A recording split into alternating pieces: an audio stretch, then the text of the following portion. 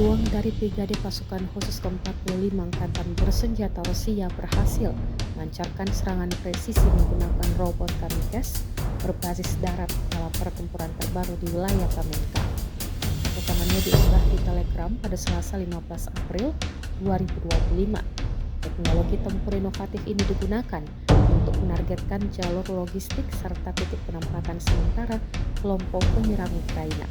Drone darat dengan muatan bahan peledak tampak maju dan berhasil menembus garis pertahanan dan meledakkan langsung sasaran yang telah diidentifikasi sebelumnya melalui pengintaian.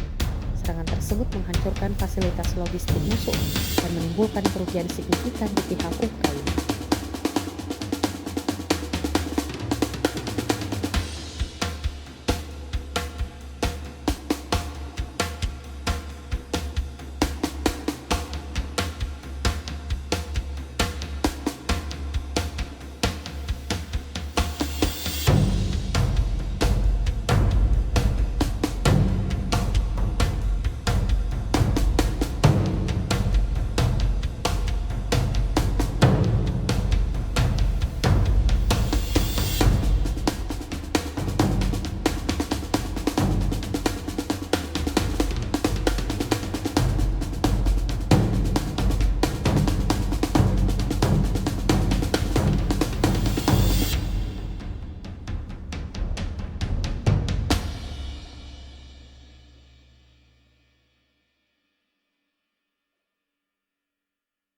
Download Tribun X sekarang, menghadirkan lokal menjadi Indonesia.